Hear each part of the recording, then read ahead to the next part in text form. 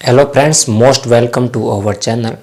Today we are going to learn about voice यानी कि आज हम वॉइस सीखने जा रहे हैं। वॉइस तो हमारा ये सेकंड टॉपिक रहता है टेंस के बाद वॉइस। टेंस के बाद वॉइस रहता है सेकंड टॉपिक। इसी वॉइस को बोलते हैं हिंदी में वाचे। हिंदी में इसे बोलते हैं वाचे, इंग्लिश में इसे बोलते हैं वॉइस बोलते हैं। वॉइस एक ऐसा टॉपिक है जो हर किसी एग्जाम के अंदर पूछा जाने वाला है और इस जो टॉपिक को हम ये डिफाइन नहीं कर सकते कि ये 6 से 10 तक पूछा जाता है, जबकि ये टेंस का बाद दूसरा ऐसा टॉपिक है जो राजस्थान या फिर दूसरी अदर स्टेट कॉम्पिटिटिव एग्ज़ाम हो या फिर सेंट्रल लेवल के एग्ज़ाम में भी इस प्रकार के क्वेश्चन पूछे जाते हैं। इसके रूल्स बिल्कुल ही सिंपल है। तो हम आज डिस्कस करेंगे वॉइस के बारे में। So without delay we let's start today session. तो वॉइस दो प्रकार के होते हैं। एक होता है एक्टिव वॉइस एंड सेकंड होता है passive voice. There are two types of voice. First active voice and second passive voice. इसी को कृतवाच्य बोलते हैं, इसी को कर्मवाच्य बोलते हैं।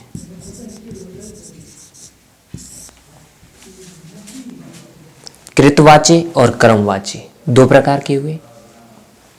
फर्स्ट बात करें हम एक्टिव वॉइस की, इसके अंदर कृतवाच्य जो भी कार्य किया जा रहा है वो कर्ता के द्वारा किया जाता है, और पैसिव वॉइस के अंदर जो भी कार्य किए जाते हैं वह कर्म के आधार पर किए जाते हैं, यानी कि वहाँ पर ऑब्जेक्ट के थ्रू कार्य होता है। हम एक्टिव वॉइस का एक सेंटेंस लेते हैं, जैसे Rahul writes a letter. Sentence है Rahul writes a letter, Rahul एक पत्र लिखता है।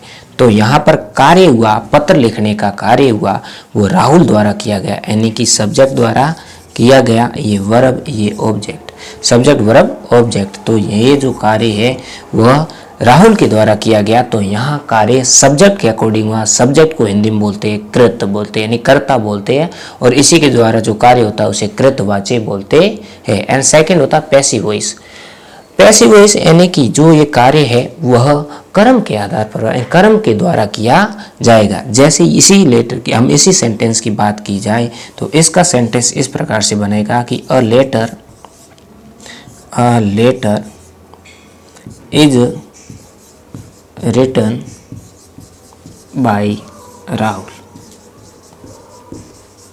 सेंटेंस एक है, राहुल पत्र लिखता है, एक पत्र राहुल द्वारा लिखा गया। बात एक ही है, लेकिन इसको दो तरीके से हम कह सकते हैं, यानी कि एक ही बात को हम दो तरीके से कहने के लिए वॉइस का यूज करते हैं। तो इस प्रकार से आपके एग्जाम में इस टाइप का सेंटेंस दिया होगा, आपको चेंज करना। इसमें वो कैसे चेंज होगा, मैंने इसमें इज लगाया, रिटर्न थर्ड फॉर्म लगा दी, बाई लगा दिया, तो ये किस प्रकार से होगा हम आगे 1 बाय 1 करके सीखेंगे। तो इस प्रकार से हमें एक बार दो चीज़ें याद रखनी कि एक्टिव वॉइस और पैसिव वॉइस दो चीज़ें होती है। एग्जाम में आपको एक्टिव वॉइस दे रखा होता है, इसको चेंज करना होता है पैसिव वॉइस के अंदर चेंज करना पड़ता है। इसके क्या रूल्स रहते हैं, तो अब हम रूल्स के बारे में सीखते हैं। आप यानी कि एक ही गांठ बांधनी चीज़ को कि एक्टिव वॉइस हमें एग्जाम में दिया होगा इस प्रकार का, इसको चेंज करना पैसिव वॉइस में जिस प्रकार मैंने इसको किया। ये मैंने कैसे किया, तो एक रूल्स होते हैं इसके कई, उस रूल्स के थ्रू हम इसके बारे में सीख सकते हैं।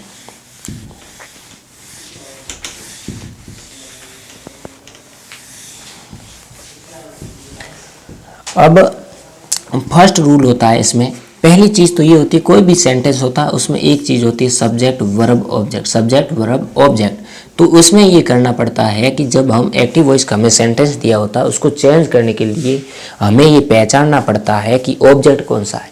वर्ब के ठीक बाद ऑब्जेक्ट दिया होगा, कोई भी वर्ब दी होगी, जैसे राइट है, राइट्स है, तो उसके जस्ट बाद वाला चीज़ होती है वो होता है सब्जेक्ट। तो पहली चीज ये रहती है कि सब्जेक्ट को कैसे पहचाने, तो यानी कि वर्ब के जस्ट बाद वाला होता है वो होता है ऑब्जेक्ट होता है। इसके अंदर ये होता है कि ऑब्जेक्ट को सब्जेक्ट बनाओ, ऑब्जेक्ट को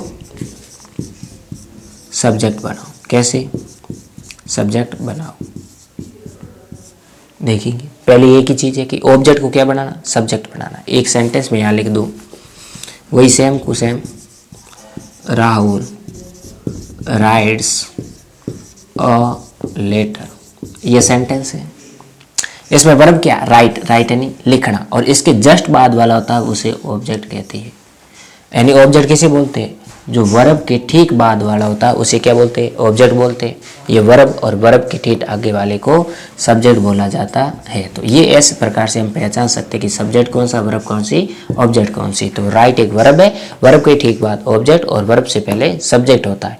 तो पहला रूल्स ये काम करता है कि ऑब्जेक्ट को सब्जेक्ट बना, ऑब्जेक्ट को क्या बनाया जाए, सब्जेक्ट बनाया जाए। तो ये ऑब्जेक्ट है, ऑब्जेक्ट को अब सब्जेक्ट बनाना है, तो हम लिखेंगे अ लेटर।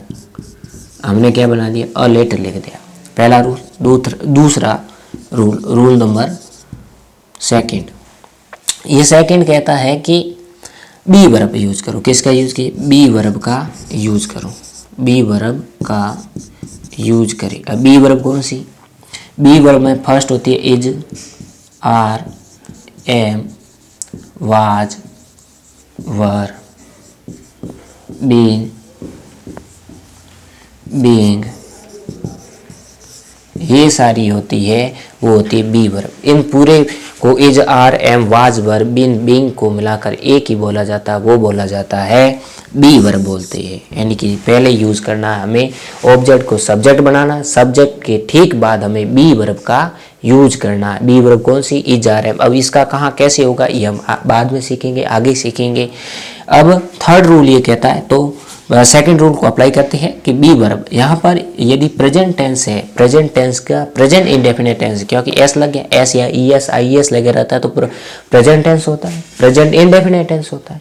और वहाँ पर वर्ब की फर्स्ट फॉर्म का यूज होता है, सिंगुलर सब्जेक्ट होता है तो एस ई एस आई लग, यहाँ पर सिंगुलर सब्जेक्ट है तो एस लग गया, इसीलिए प्रेजेंट इंडेफिनिट है। और ये चेंज होता है प्रेजेंट कंटिन्यूस में। प्रेजेंट कंटिन्यूस की helping verb is, are, am होती है। अब अ लेटर एक है, एक सिंगुलर है, सिंगुलर के साथ इज यूज हो जाएगा।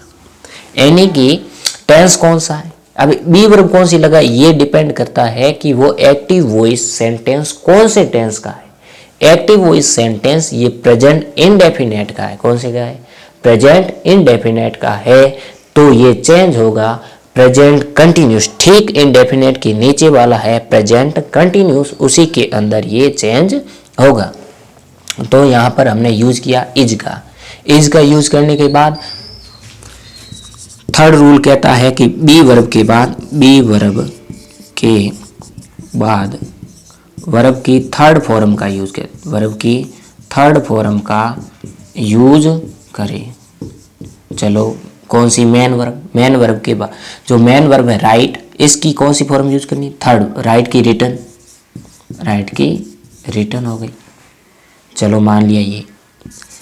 यदि सेकेंड ऑब्जेक्ट है, सेकेंड ऑब्जेक्ट है एक ये ऑब्जेक्ट, इसके ठीक बाद दूसरा ऑब्जेक्ट है तो वो लिखे, यदि सेकेंड ऑब्जेक्ट है तो मेन वर्ब के बाद लिखे, बाद लिखे। फोर्थ कहता है यदि सेकेंड ऑब्जेक्ट है तो लिखे, अदरवाइज ना लिखे। और वर्ब की थर्ड फॉर्म, उस थर्ड फॉर्म के बाद हमें यूज करना बाई का यूज करें, बाई का यूज करें। किसका, बाई का यूज करें।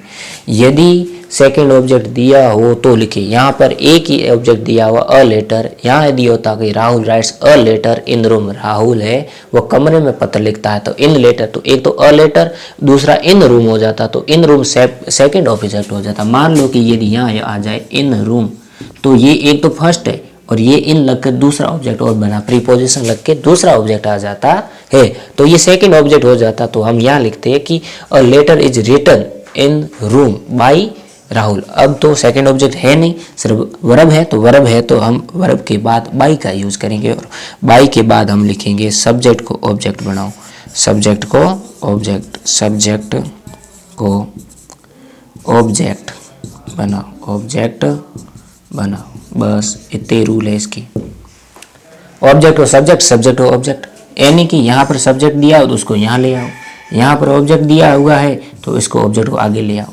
एक्टिव पैसिव के अंदर बस इतना है, क्रॉसिंग पॉइंट आपको याद होना चाहिए कि सब्जेक्ट को पीछे ले गए, ऑब्जेक्ट को आगे लाए। जब सब्जेक्ट को पीछे ले जाते हो तो इससे पहले बाई का यूज किया जाता है, और यहाँ जो वर्ब दी होती है, यानी कि जिस टेंस की वर्ब दी हो, जिस टेंस की वर्ब दी हो उसी को उसी टेंस के बदल कर, जैसे प्रेजेंट इंडेफिनिट है तो प्रेजेंट कंटिन्यूस में बदल गया, इज आरएम लगी, उसके बाद इसी वर्ब की थर्ड फॉर्म का यूज करना है, वो टेंस के अकॉर्डिंग। हम इससे आगे टेंस का चार्ट लेंगे, कौन सा टेंस किस में बदला। जैसे यहाँ पर है प्रेजेंट इंडेफिनिट, तो मैंने इसको बदला प्रेजेंट कंटिन्यूस में। कैसे बदला तो वह अब आगे के स्लाइड के अंदर हम इसको सीखेंगे कि कौन सा टेंस कौन से टेंस में बदलता है। यहाँ रूल इतना याद रखना कि सब्जेक्ट को ऑब्जेक्ट बनाया जाता है और ऑब्जेक्ट को सब्जेक्ट बनाया जाता है। ऑब्जेक्ट को सब्जेक्ट पहले लाया जाता है, उसके बाद बी वर्ब का यूज किया जाता है। बी वर्ब कौन सी, is, are, am, was, were, been, being, और उसके जस्ट बाद वर्ब की थर्ड फॉर्म का यूज किया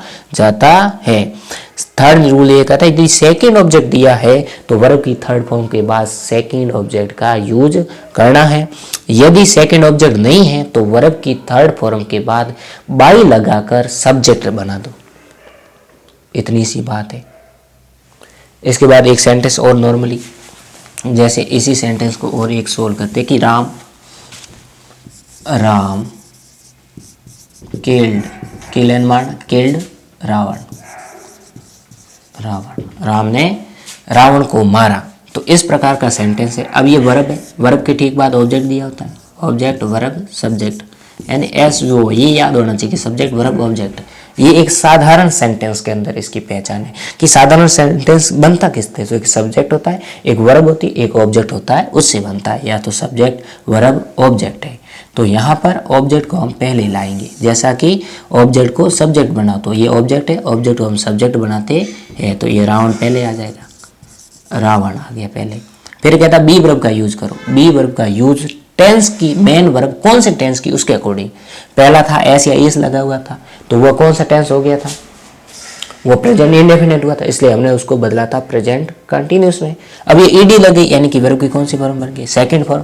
फर्स्ट फॉर्म का यूज प्रेजेंट टेंस पे, सेकंड टेंस का यूज सेकंड जो फॉर्म होती है वर्ब का, उसका यूज होता है पास्ट टेंस के अंतर्गत। तो यहाँ पर कौन सा टेंस है, पास्ट है, पास्ट इंडेफिनिट है, चेंज करो उसके नीचे वाले पास्ट कंटिन्यूस में, तो उसकी हेल्प है वो क्या